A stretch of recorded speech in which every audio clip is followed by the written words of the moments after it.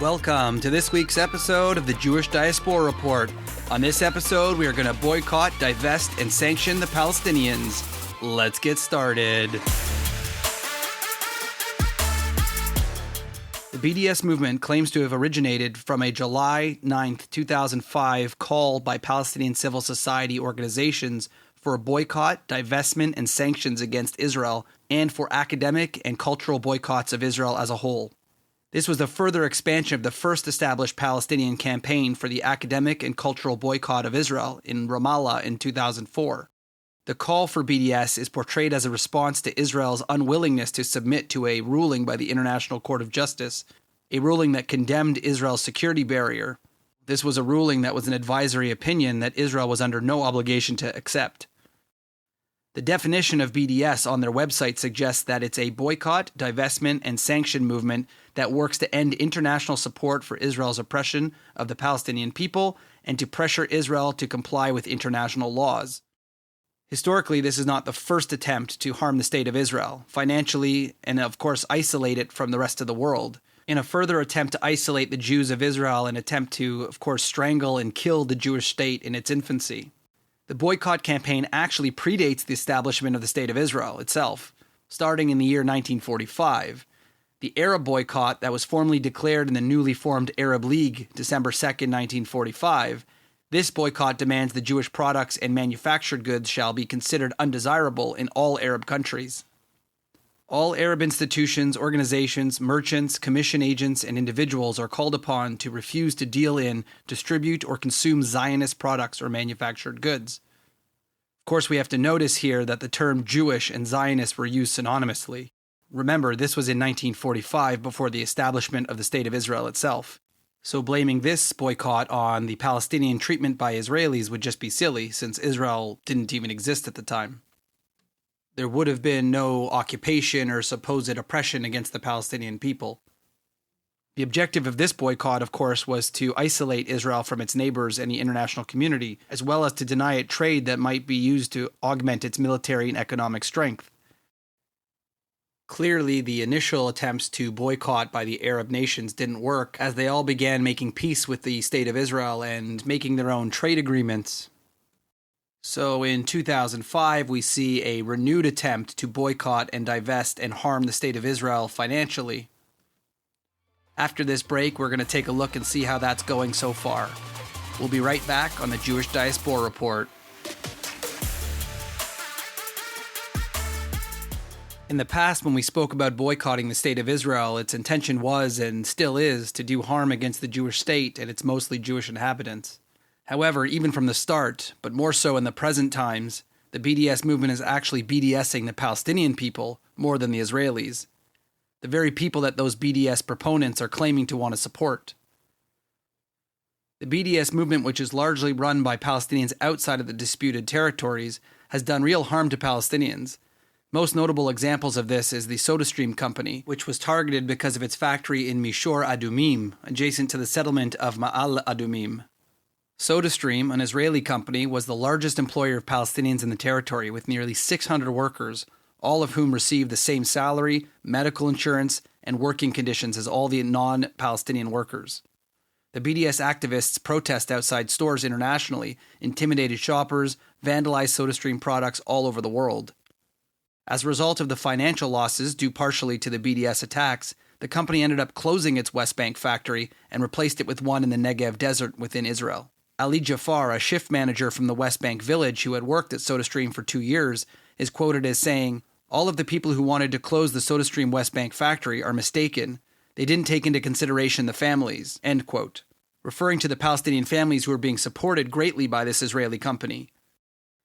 Currently, around 122,000 Palestinians work every day in Israel legally and within the settlements, and their incomes are a very important part of the Palestinian Authority economy that has taken a tough hit during times of the pandemics, according to the Times of Israel.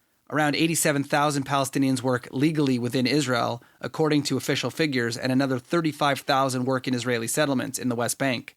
The vast majority work in agriculture and construction. This provides the Palestinian people who live under a horrible economic status in the West Bank, under the Palestinian Authority, a decent living wage. The Israeli government provides these people with the ability to work and receive a decent wage to bring home to their family, not only supporting their families but also their local economies by spending money that they've earned in Israel at local stores. Some people who look negatively on this situation as Israelis' repression of the Palestinians that only 120,000 people receive permits to work. The Palestinian territory that falls under the full control of the Palestinian Authority and is filled with non-Israeli Palestinian citizens do not actually have the right to work within the Israeli state. This essentially would be like me as a Canadian walking to the United States border and demanding a work visa to work within the U.S. Of course, I can apply to the U.S. to get a work visa, but it's not my right as a non-citizen of the country to be able to work there. Contrarily, those Israeli Arabs that do have citizenship within the State of Israel are fully able to work in various fields within Israel. There are Israeli Arab doctors, teachers, even politicians within the government. So any claim that says restricting non-citizens' abilities to work within a foreign country is somehow unique to Israel or some type of crime against the Palestinian people is simply ignoring the laws of every other country in the world. In another attempt for the left and pro-Palestinian or anti-Israel groups to isolate and harm Israel, they pressured the Ben & Jerry's ice cream company to cut ties with Israel as part of their BDS movement. In 2021, great celebrations were held by the BDS movement after they had pressured Ben & Jerry's to stop selling their ice cream in Israel. Unfortunately for the BDS movement, this isn't quite what they were hoping for or celebrating, or maybe it was. In a statement by the company, they said, quote, "Although Ben & Jerry's will no longer be sold in the occupied Palestinian territories, we will stay in Israel through a different arrangement." In other words, they will continue selling ice cream to Israelis in Israel, but they won't sell their ice cream to what they claim to be occupied territories. Who lives in the occupied territories? Palestinians. In other words, apparently they are not going to sell their ice cream to Palestinian people on the West Bank. I'm not quite sure if the BDS movement hoped to stop the sale of delicious ice cream products to the Palestinians, but I guess they succeeded in barring the children of the Palestinian territories from a nice cool treat on a warm day. Yet again, the BDS movement is harming Palestinian people while claiming a moral victory for themselves.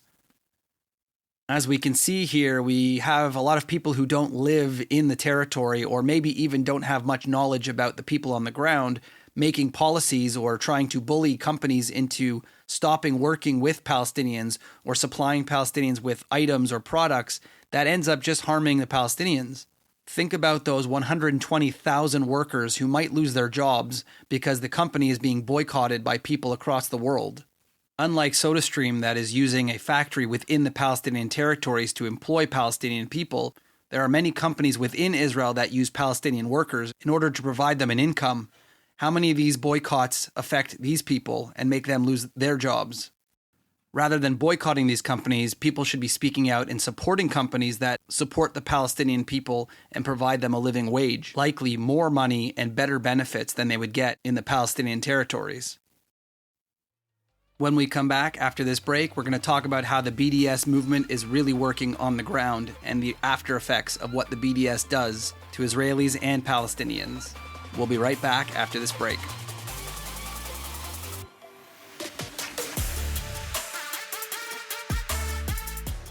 Proponents of the BDS movement want to convey the impression that the Palestinians endorse their actions and that the movement serves to help Palestinians on the ground within the Palestinian territories. But this is simply not true.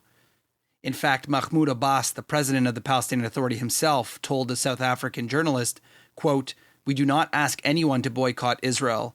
We have relations with Israel. We have mutual recognition of Israel." End quote. Even the Palestinian Authority understands the path to peace between these two nations is through economic cooperation and mutual support. Unfortunately, there is another group of Palestinian leadership that is in a constant struggle with the moderate Palestinian Authority. Since 2006, a civil war broke out and tensions rose between the more moderate Palestinian Authority in the West Bank and the Iran-backed terrorist organization Hamas, who controls Gaza. Hamas has long attempted to extend their reach into the West Bank and delegitimize the Palestinian Authority to harm Israel. In recent years, we have seen Hamas recruit Palestinians living within the West Bank who have work permits that can enter Israel legally to end up attacking Israelis. The result of which we have seen in many situations in Israel has caused Palestinians to suffer. In response to the use of Palestinian work permits for terror, Israel has responded by creating and increasing border-crossing checkpoints. These checkpoints are often used in photos and videos on social media as weapons against Israel, as harassment against Palestinians trying to get to work. Many call it dehumanizing. For starters, let's just point out the fact that Israel has a right to defend itself from those who are seeking to use work permits or sneak in under the guise of going to work, whose aim is to find a populated center and murder as many innocent civilians as possible.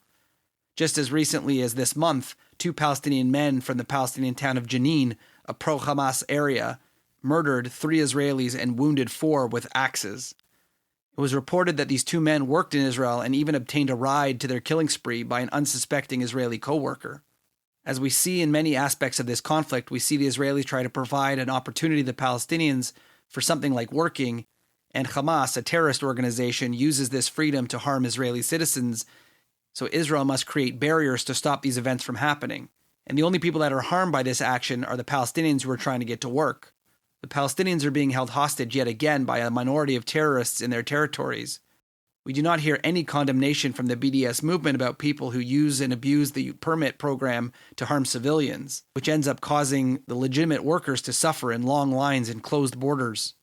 I also wonder if the BDS movement was to stop boycotting Israel investment in the West Bank and providing good jobs for Palestinians within their own region, like SodaStream, there would be less need to even go through checkpoints in the first place. But instead of seeing more companies go and build in the West Bank in order to create these jobs, we see BDS trying to stop them from making jobs in the West Bank. In the end, it's very clear that the Palestinians within the territories know that the BDS movement is hurting the Palestinians more than it's helping, and it continues to force them into an impoverished life. I wonder why the BDS movement doesn't understand this. And if they do, why they're not supporting companies who hire Palestinian workers rather than trying to put them out of business. Does this just show how little they really care about Palestinian people and the economic well-being within their community? Does it just show how much more they hate the state of Israel and how they're willing to harm those Palestinian people that they claim to support in order to harm the Jewish state? Maybe we can even ask if the BDS movement itself is profiting off of the suffering of Palestinian people by obtaining donations from unsuspecting people who are trying to support the Palestinian cause. I think what we can take from this podcast is better understanding that we need to stop the BDS movement, because the BDS movement is pretty much just BDSing the Palestinians. This has been another episode of the Jewish Diaspora Report.